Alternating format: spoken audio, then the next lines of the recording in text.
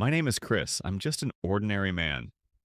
I loved one woman, dreamed of a quiet life with her, a house, late night talks over tea, and the laughter of a child playing outside. That was my dream. Her name is Denise. She's a teacher.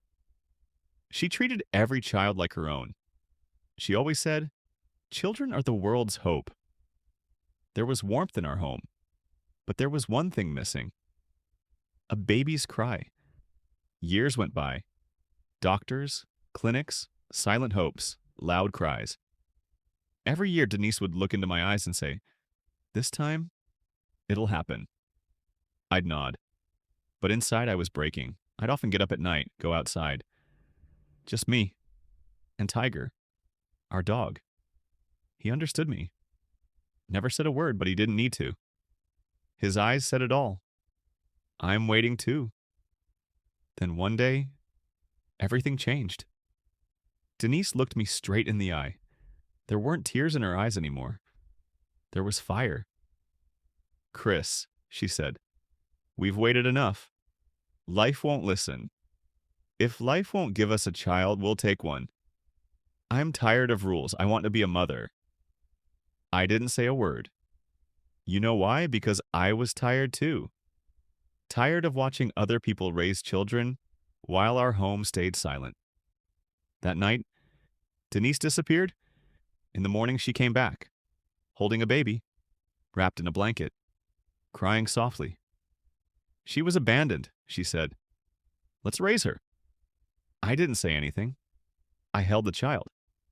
She stopped crying. For one moment, just one, I felt like a father. But Tiger, he looked at me differently. He stared straight into my face, then at the baby, then back at me. Whimpered.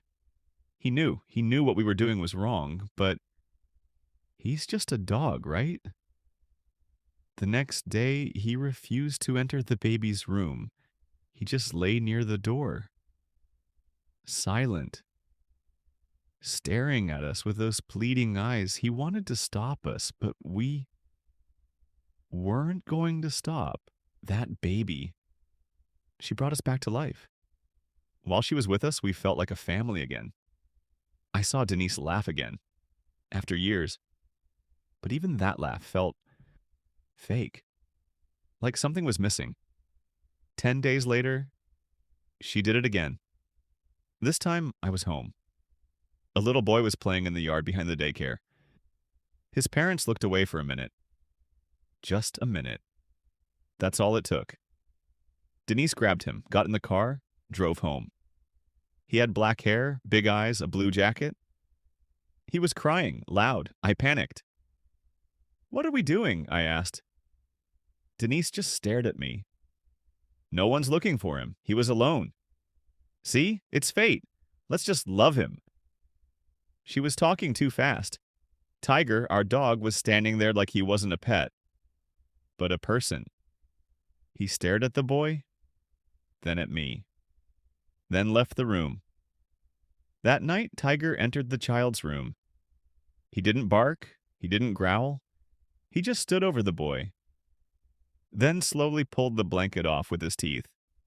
The boy got scared and cried. I rushed in. Tiger stepped back, laid down, but his eyes, they didn't blink. He was begging us to stop. The next day, the first child got sick. We rushed her to the hospital, but we had to escape. The doctor got suspicious, said the bruises weren't new, said the child didn't seem ours. We should have stopped. But Denise wouldn't. She started changing, leaving early, coming home with new toys, new clothes. The kids were scared.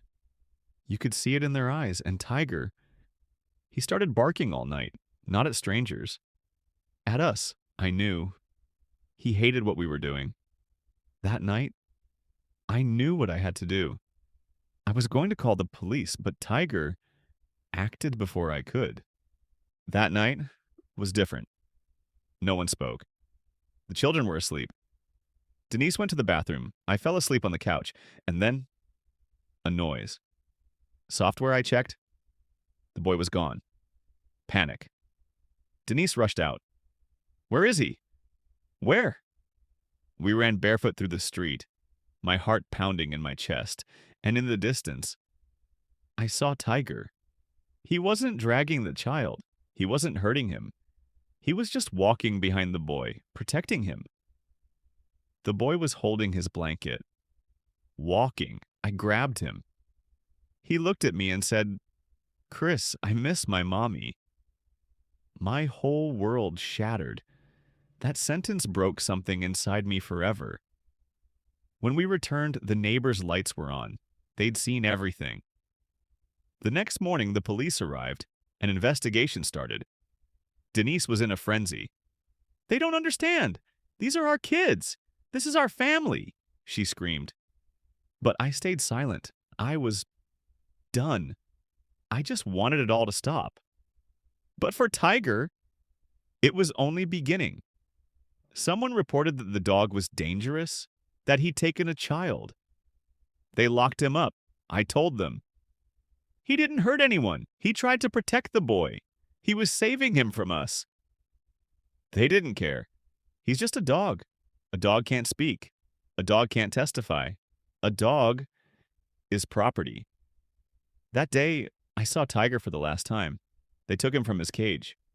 He looked around, saw me, and I saw it in his eyes. He didn't forgive me. He understood everything. He knew I had failed him. In court, I spoke about Tiger. I said, he tried to stop us. He never bit anyone. He never harmed the children. He wanted to save them from us. But courts see the law, not the heart. Dangerous dog. Approached a child. Must be put down. Tiger was sentenced to death. I appealed. I gathered signatures. I spoke to the press. Nothing changed. Denise, she was gone in her mind. Her spirit broke. She was sent to a psychiatric clinic. Every day she repeated one sentence. That's my baby. That's my baby. And me, I'm here, alone, sitting in a house that once echoed with laughter. Now it's just empty, like a tomb. Today, they took Tiger. I saw him one last time. He didn't look angry. He didn't look scared.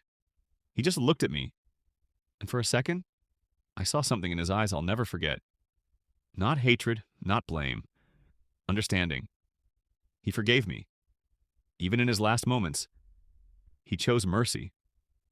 Quiet pause. Breath. Why does a creature like that, loyal, selfless, full of heart, have to die like this? Why are we humans, the ones with laws? Yet so often we are the cruelest.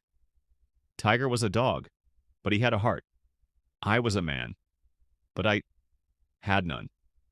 Now, it's too late.